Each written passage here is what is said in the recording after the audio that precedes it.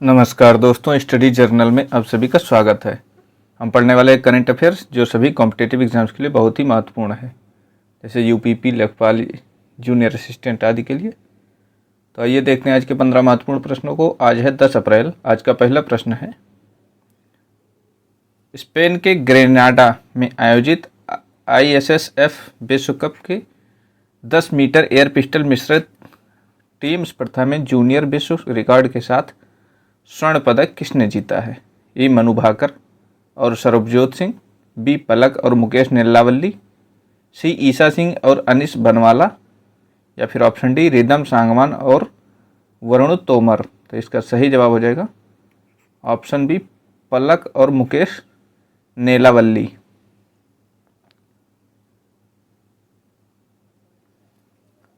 भारतीय निशानेबाजों पलक और मुकेश नल्लावल्ली ने स्पेन में शानदार प्रदर्शन करते हुए जूनियर विश्व रिकॉर्ड तोड़कर स्वर्ण पदक अपने नाम किया।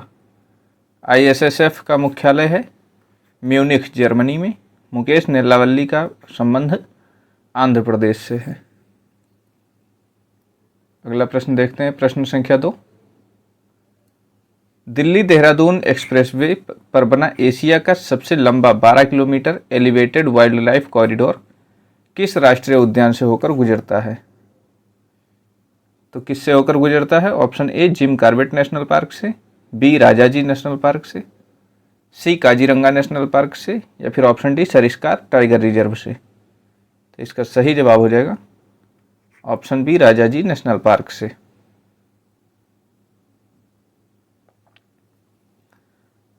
वन्यजीवों की सुरक्षा सुनिश्चित करने के लिए दिल्ली देहरादून एक्सप्रेसवे पर 12 किलोमीटर लंबा कॉरिडोर बनाया गया है, जो राजाजी नेशनल पार्क के इको सेंसिटिव जोन से गुजरता है। राजाजी नेशनल पार्क उत्तराखंड के 3 जिलों में फैला हुआ है, देहरादून, हरिद्वार और पौड़ी में। इसका नाम स्वतंत्रता सेनानी श्री राजगोपालाचारी के नाम पर रखा गया है, जिनको राजाजी भी कहा जाता था। राजाजी, इनको राजाजी के नाम से भी पुकारा जाता था। अगला प्रश्न है, प्रश्न संख्या 3। NHAI के नए नियमों के अनुसार यदि बिना फास्टैग वाला वाहन टोल प्लाजा पर UPI के माध्यम से भुगतान करता है तो कितना टोल शुल्क वसूला जाएगा? ए सामान्य शुल्क का 2 गुना, बी सामान्य शुल्क का 1.5 गुना, या फिर ऑप्शन सी सामान्य शुल्क का 1.25 गुना, या फिर ऑप्शन डी कोई अतिरिक्त शुल्क नहीं लिया जाएगा।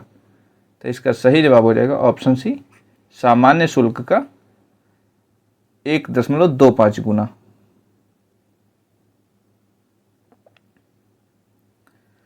फास्टैग के उपयोग को बढ़ावा देने के लिए और नगद लेन देन को कम करने के लिए NHAI ने नियम बनाया है कि बिना फास्टैग वाले वाहनों को UPI भुगतान करने पर 25% अतिरिक्त शुल्क देना होगा। FASTag RFID radio frequency identification तकनीकी पर आधारित है। NHAI national highway authority of India, इसका हिंदी रूपांतरण होगा भारतीय राष्ट्रीय राजमार्ग प्राधिकरण। इसकी स्थापना हुई थी 1988 में। प्रश्न संख्या 4 है, हाल ही में किस सार्वजनिक क्षेत्र के बैंक ने BOB संवाद AI आधारित बहुभाषी प्लेटफॉर्म लॉन्च किया है? तो किसने लॉन्च किया है? A State Bank of India, B Punjab National Bank, C Bank of Baroda, या फिर ऑप्शन डी केनरा बैंक। तो इसका सही जवाब हो जाएगा नाम से ही बैंक ऑफ बड़ौदा।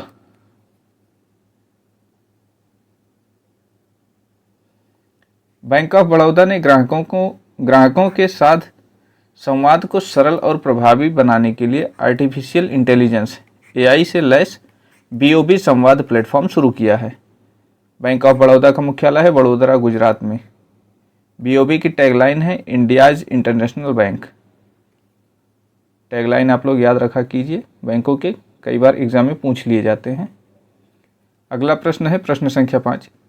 समुद्री सहयोग को मजबूत करने के लिए IOS सागर मिशन के तहत कौन सा भारतीय नौसेना जहाज हाल ही में मालदीव पहुंचा है?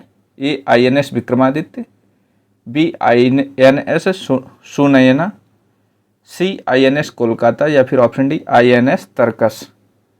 तो इसका सही जवाब हो जाएगा option B INS Sunaina.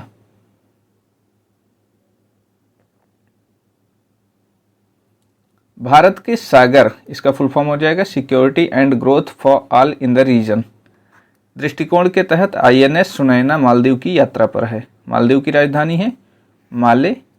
8 degree channel जो है भारत के मिनिकॉय द्वीप और मालदीव से अलग होता है, यानी कि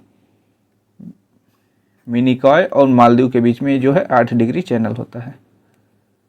अगला प्रश्न हो जाएगा प्रश्न संख्या 6, प्रधानमंत्री मुद्रा योजना जिसने हाल ही में 11 वर्ष पूरे किए हैं कब लॉन्च की गई थी? A 8 April 2014, B 8 April 2015, C 15 अप्रैल 2016, 15 अगस्त 2016 या फिर ऑप्शन डी 2 अक्टूबर 2015। तो इसका सही जवाब हो जाएगा ऑप्शन बी 8 अप्रैल 2015 को क्या शुरू किया गया था? प्रधानमंत्री मुद्रा योजना। आइए देख लेते हैं इसके बारे में। गैर कॉरपोरेट और छोटे उद्यमों को ऋण प्रदान करने के लिए इस योजना की शुरुआत 2015 में हुई थी। इसके तहत 3 श्रेणियां हैं, शिशु, किशोर और तरुण। शिशु ऋण 50,000 तक दिया जाता है, किशोर ऋण 50,000 से 5 लाख तक, जबकि तरुण ऋण दिया जा सकता है 5 लाख से 10 लाख तक। ये क्राइटेरिया याद रखिएगा आप लोग। अगला प्रश्न है प्रश्न संख्या 7, हालिया CREA रिपोर्ट के अनुसार मार्च 2026 में भारत के किस शहर में वायु प्रदूषण का स्तर सबसे अधिक दर्ज किया गया है? A Gurgaon, B Patna, C Delhi या फिर ऑप्शन डी भिवाड़ी। तो इसका सही जवाब हो जाएगा ऑप्शन ए गुड़गांव, जिसको अब गुरुग्राम कहा जाता है। इसके बारे में देख लेते हैं। Centre for research on energy and clean air की रिपोर्ट के मुताबिक मार्च 2026 में गुड़गांव भारत का सबसे प्रदूषित शहर रहा। वायु गुणवत्ता सूचकांक AQI की माप जो है PM 2.0 और PM 10 किरणों के आधार पर की जाती है। अगला प्रश्न है प्रश्न संख्या 8, हाल ही में किस राज्य सरकार ने माझा गांव आरोग्य संपन्न गांव अभियान शुरू किया है? कौन सा अभियान शुरू किया है? माझा गांव आरोग्य संपन्न गांव। A Madhya Pradesh, B Uttar Pradesh, C Maharashtra या फिर ऑप्शन डी गुजरात। तो इसका सही जवाब हो जाएगा ऑप्शन सी महाराष्ट्र। विश्व स्वास्थ्य दिवस के उपलक्ष्य में महाराष्ट्र सरकार ने ग्रामीण क्षेत्रों में स्वास्थ्य सेवाओं के सुधार और स्वच्छता के लिए यह मिशन मोड अभियान शुरू किया है। महाराष्ट्र के मुख्यमंत्री हैं देवेंद्र फडणवीस। विश्व स्वास्थ्य दिवस मनाया जाता है 7 अप्रैल को। अगला प्रश्न देखते हैं प्रश्न संख्या 9, हाल ही में किन देशों ने हॉर्मुज जलडमरू मध्य को खोलने के प्रस्ताव को रोकने के लिए UN सिक्योरिटी काउंसिल में वीटो पावर का इस्तेमाल किया है? तो वीटो किसने कर दिया हॉर्मुज जलडमरू मध्य खोलने के प्रस्ताव को? A अमेरिका और ब्रिटेन ने, B चीन और ब्रिटेन ने, C फ्रांस और रूस ने या फिर ऑप्शन डी रूस और चीन ने। तो इसका सही जवाब हो जाएगा ऑप्शन डी रूस और चीन ने।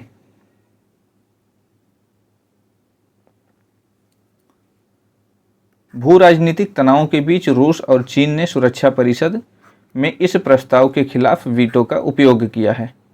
सुरक्षा परिषद में 5 स्थायी सदस्य हैं। कौन कौन हैं? अमेरिका, रूस, चीन, फ्रांस और ब्रिटेन। इनके पास वीटो पावर होता है, तो यह किसी प्रस्ताव को वीटो कर सकते हैं।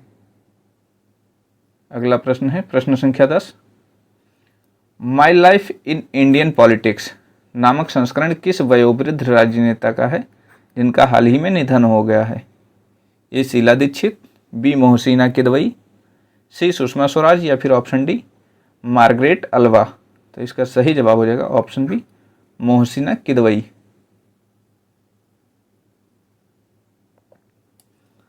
पूर्व केंद्रीय मंत्री और कांग्रेस की दिग्गज नेता मोहसिना किदवई का हाल ही में निधन हो गया है। उनकी आत्मकथा भारतीय राजनीति के कई दशकों के इतिहास को समेटे हुए है। मोहसिना किदवई उत्तर प्रदेश से संबंधित हैं और कई बार राज्यसभा व लोकसभा के सदस्य भी रही हैं। अगला प्रश्न है प्रश्न संख्या 11, किस राज्य के उच्च न्यायालय ने निर्माण कार्य के लिए ओक जो कि बांज के पेड़ों की कटाई पर रोक लगा दी है? ओक एक पेड़ होता है जिसको बांज भी कहा जाता है। ए हिमाचल प्रदेश, बी सिक्किम, सी जम्मू कश्मीर या फिर ऑप्शन डी उत्तराखंड।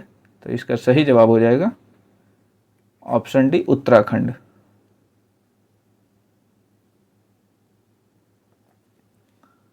उत्तराखंड उच्च न्यायालय ने पर्यावरण संरक्षण को देखते हुए बांज के पेड़ों की कटाई पर कड़ा प्रतिबंध लगाया है, क्योंकि ये जल संरक्षण के लिए महत्वपूर्ण है।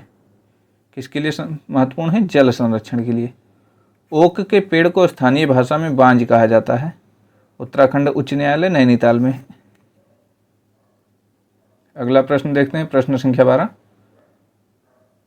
उमरेड पवनी करहंडला वन्यजीव अभ्यारण्य किस राज्य में स्थित है, जहां दुर्लभ काला चित्तीदार हिरण देखा गया है? कैसा हिरण? काला चित्तीदार हिरण। ए ओडिशा में, बी छत्तीसगढ़ में, सी महाराष्ट्र में या फिर ऑप्शन डी मध्य प्रदेश में। तो इसका सही जवाब हो जाएगा ऑप्शन सी महाराष्ट्र में।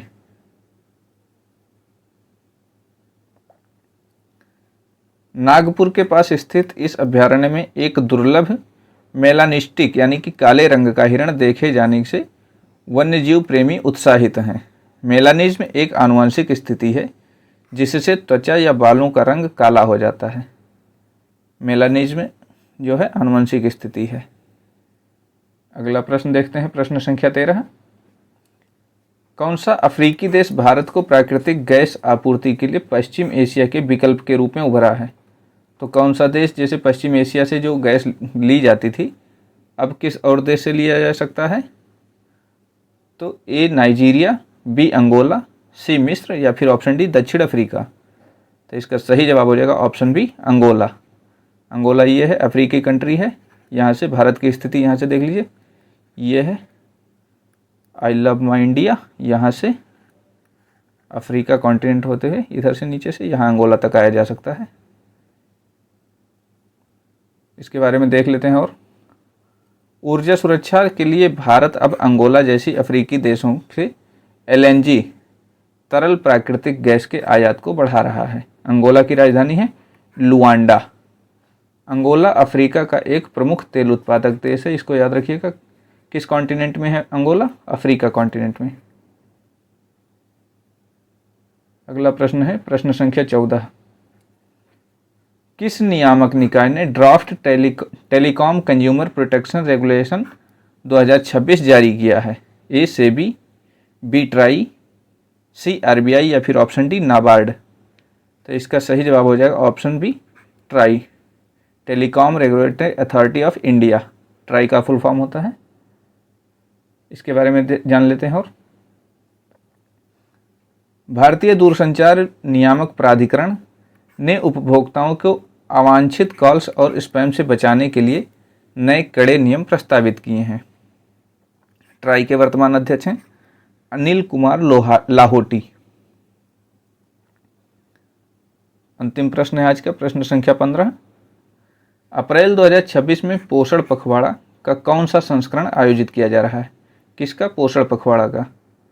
ए 5वां संस्करण, बी 7वां, सी 8वां या फिर ऑप्शन डी 10वां। तो इसका सही जवाब हो जाएगा ऑप्शन सी 8वां पोषण पखवाड़ा।